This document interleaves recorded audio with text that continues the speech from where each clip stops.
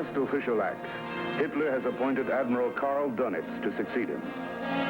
For 7 days, Dönitz holds the reins of government, seeking to negotiate peace with the Allies. Serving with him during these final futile days are 3 men whose faces will become more familiar to the world. Albert Speer, Hitler's personal architect and armaments minister. General Alfred Jodl, the Army Chief of Operations. And the Chief of the High Command of the Armed Forces, Field Marshal Wilhelm Keitel. With resistance crumbling throughout Germany and most of the officers' corps in Allied hands, American and British intelligence officers begin tracking down Nazi political leaders. Disguised Gestapo chief Heinrich Himmler is halted by a British soldier.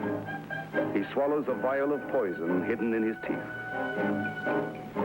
The wily old diplomat, Franz von Papen, is found in a heavily barricaded hunting lodge, protected by the loaded shotguns of determined relatives.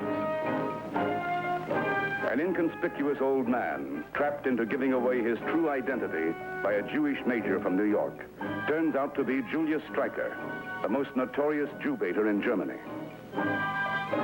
Arthur Seyss-Inquart, the Austrian Quisling, falls into Allied hands when Canadian troops board a German E-boat in the English Channel.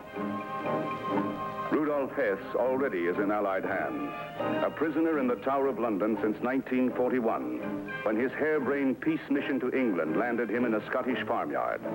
Still religiously devoted to the Fuhrer, Hess clearly is at the edge of insanity by the war's end. But the prize catch is Reich Marshal Hermann Goering, who in the final days has been denounced by Hitler. Marked for death by the Gestapo, Goering surrenders willingly.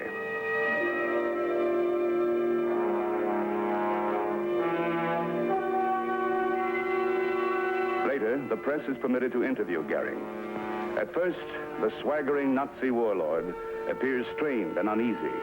But soon, his vanity warmed by the attentions of the press, traces of the old-time arrogance begin to appear.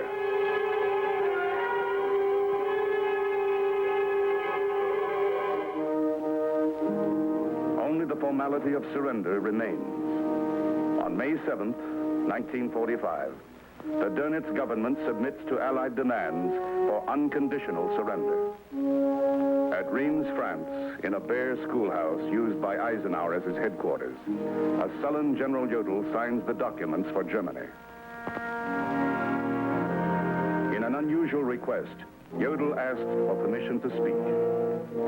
Says Jodl, "In this hour, I can only hope that the victor will treat the German nation with generosity." The indignation of civilized mankind is openly expressed by the President of the United States, Harry S. Truman. We do not wish to see unnecessary or unjustified suffering. But the laws of God and of man have been violated, and the guilty must not go unpunished.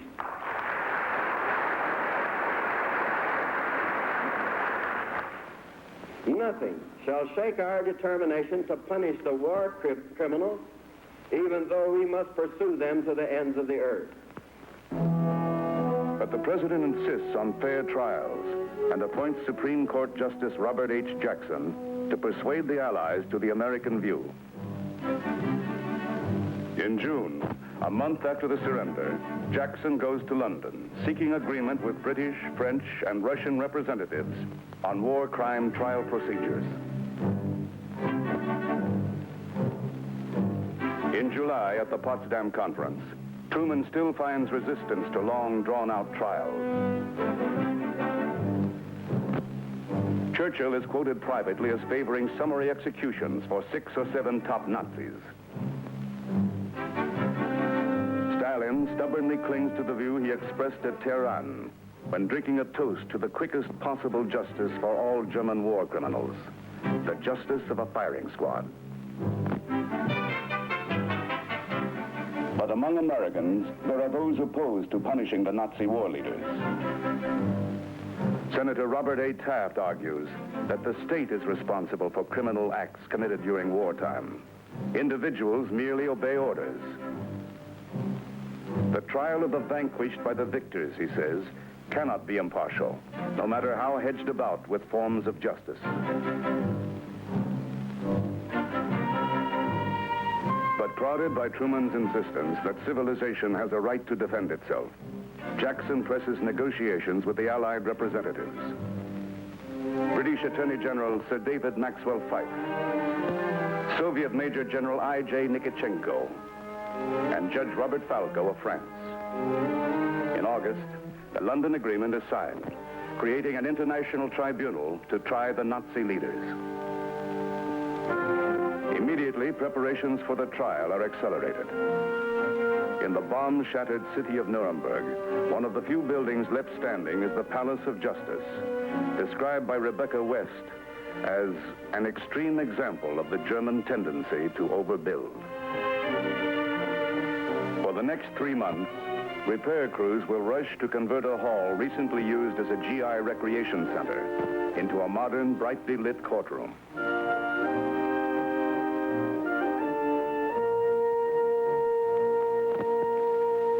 Quickly find that the Nazis themselves have done much of their work for them. Waiting for the Allies is an avalanche of documents.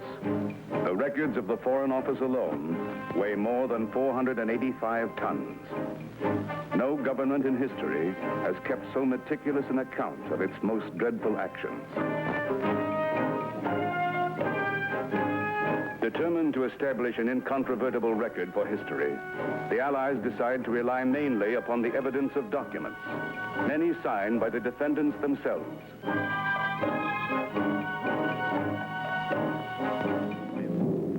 In August, the Nazi leaders are brought to Nuremberg.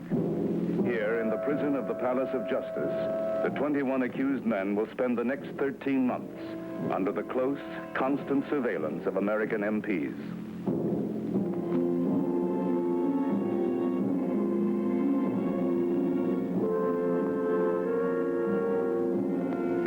Yet, in October, former Labor Minister Robert Ley manages to cheat his captors. He hangs himself in his cell using strips of a towel. Security stiffens. Precautions at the prison grow so stringent, it seems inconceivable that any prisoner will ever again be able to take his own life.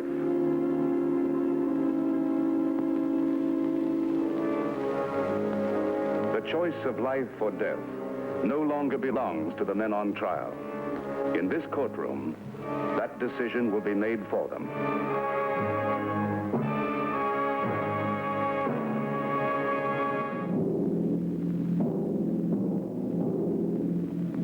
Spandau Prison, a bleak fortress in the British sector of Berlin, controlled by the 4 occupying nations. Behind its tightly guarded walls, the prison holds 600 cells. It is occupied by only 3 prisoners. Taken from a distance of 100 yards, this photograph is the closest any outsider has come to the 3 prisoners in many years. One of them has said, "The world has forgotten why we are here." Left, mark. 1, 2, 3, 4, 1, 2, 3, 4, 2, 3, 4.